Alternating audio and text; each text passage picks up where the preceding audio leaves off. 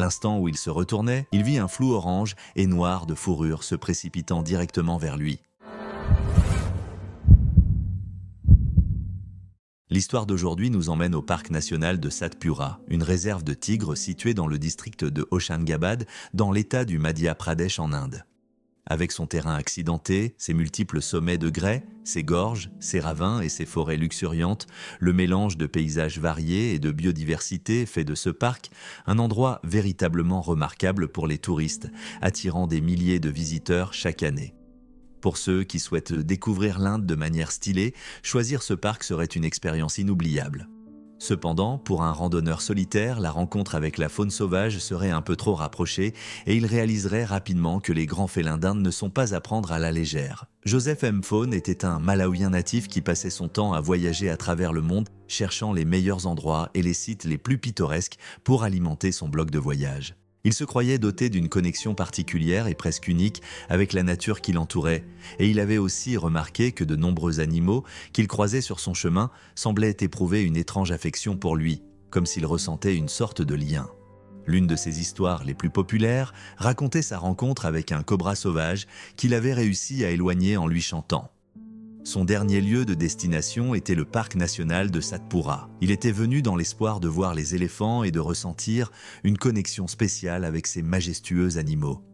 Une fois arrivé au parc, Joseph consacra quelques heures à discuter avec un guide local, apprenant tout ce qu'il pouvait sur cet endroit fascinant.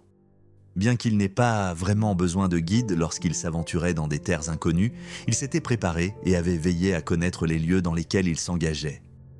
Après avoir recueilli autant d'informations que possible sur le parc, il trouva l'un des hôtels environnants et planifia son itinéraire pour le lendemain avant de se retirer pour la nuit.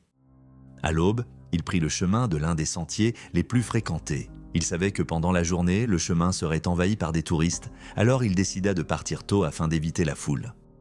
Après une demi-heure de randonnée, il finit par trouver les éléphants. Ceux-ci se trouvaient dans un coin où ils avaient passé la nuit, se tenant près d'un petit étang. De loin, Joseph observa avec un vif intérêt dans les yeux et aperçut quelques-uns des petits éléphanteaux aux côtés de leur mère.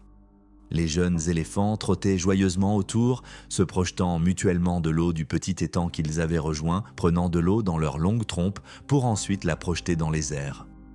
Joseph était tenté de s'approcher davantage, mais il savait que ce ne serait pas la meilleure décision à prendre. Les mères éléphants étaient extrêmement protectrices de leurs petits, et si l'une d'elles chargeait dans sa direction, toute la harde viendrait rapidement à sa rescousse. Il observe donc les éléphants de loin, prenant des photos et enregistrant des vidéos qu'il utiliserait plus tard pour son blog. 2h30 plus tard, il quitta le groupe et continua sa route, s'enfonçant un peu plus dans la réserve. Alors qu'il avançait à travers les arbres, il aperçut des écureuils volants se déplaçant de branche en branche à mesure qu'il progressait, dérangeant les animaux qui se trouvaient sur son passage. Au loin, il remarqua un cerf qui tourna la tête vers lui et établit un contact visuel avant de tourner les talons et de s'enfuir. Joseph prit une gorgée de son eau, réalisant qu'il était arrivé au bout du sentier et qu'il s'aventurait maintenant dans les parties du parc qui étaient rarement visitées par les touristes. Il avait quitté les sentiers battus et cherchait ce qu'il pourrait découvrir d'autre. Un calaou volait au-dessus de sa tête, passant si bas qu'il pouvait sentir le souffle de ses ailes sur ses cheveux. Il lui sourit alors qu'il s'éloignait. Il atteignit le sommet d'une colline et profita d'une vue magnifique sur l'ensemble de la réserve. Prenant une rapide pause pour se soulager, il se retourna et décida de commencer à rentrer, sachant qu'il avait une longue marche devant lui et qu'il arriverait probablement à l'hôtel juste avant le coucher du soleil. Alors qu'il marchait à travers la jungle, il entendit un bruit derrière lui et se retourna. C'était un bruit fort, semblable à celui d'une brindille qui se brise sous un poids immense. Juste au moment où il se retournait pour regarder, il aperçut un flou orange et noir de fourrure se précipitant directement vers lui. Joseph réagit rapidement et sauta sur le côté, juste à temps pour éviter que le tigre ne le touche de quelques centimètres. La grande bête toucha le sol et se retourna instantanément. Pour un animal pesant plus de 500 livres, il était incroyablement agile et réussit à pivoter aussi vite qu'un petit chat. Joseph se mit à courir, prenant de l'avance sur la créature. Le tigre l'avait senti depuis longtemps, une odeur qu'il connaissait bien. Il avait déjà croisé des humains auparavant, plusieurs d'entre eux parcouraient le sentier et il leur arrivait parfois de croiser le tigre. Mais cet homme avait osé s'aventurer jusqu'au territoire du tigre et de surcroît, il avait uriné sur son territoire. Joseph avait marqué le territoire du tigre comme étant le sien, et la bête n'allait pas se laisser faire sans se battre. Elle comptait bien abattre cet homme qui pensait pouvoir revendiquer ce qui appartenait à l'animal.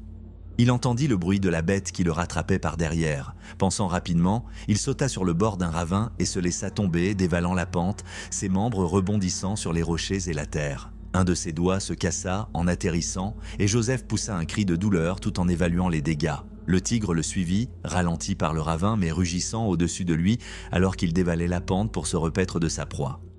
Joseph envisagea de placer son sac au-dessus de sa tête et d'utiliser des branches pour se donner une apparence plus grande afin de désorienter un peu la créature, mais il réalisa que le tigre n'était pas en train de chasser, mais plutôt de défendre son territoire, et peu importe à quoi ressemblait la cible, il allait protéger son domaine avec toute l'énergie dont il était capable. Il se retourna et aperçut un groupe d'arbres se précipitant vers eux. Il sauta par-dessus une branche tombée et se dirigea vers l'arbre juste au moment où le tigre atteignait le bas du ravin. Joseph réussit à passer une jambe par-dessus la branche la plus basse et commença à se hisser dans l'arbre. Le tigre sauta dans les airs et quand il se rendit compte que sa mâchoire ne pourrait pas l'atteindre, il donna un coup de patte avec ses griffes, le touchant au dos de la jambe. Le coup laissa 3 profondes coupures dans le dos de la jambe de Joseph et il poussa un cri aigu alors que le tigre se posait de l'autre côté de l'arbre, le fixant tout en grognant de manière provocante.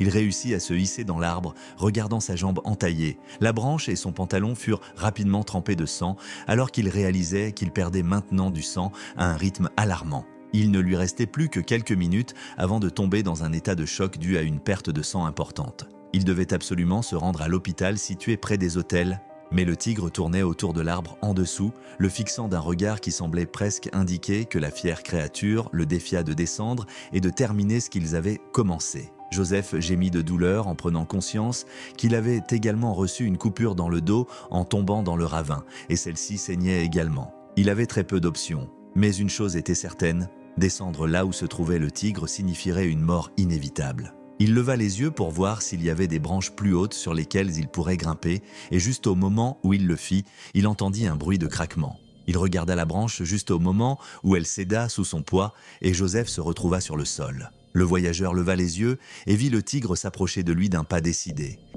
Il essaya de se relever, mais sa jambe blessée le lâcha. Joseph tomba à terre et commença à ramper en arrière, se traînant par les coudes alors que la grande bête s'avançait vers lui, montrant ses grandes dents dans un accès de rage. Il leva les coudes dans un dernier acte de défi, espérant un miracle, mais le tigre bondit sur lui avec une rapidité fulgurante, arrachant son bras d'un mouvement fluide et implacable, avant de plonger ses puissantes mâchoires dans le cou de l'homme, mordant à pleines dents et brisant sa nuque sur le cou. Les tigres ne sont pas des créatures amicales, et quiconque ose s'approcher d'eux prend le risque de connaître le même sort tragique que Joseph.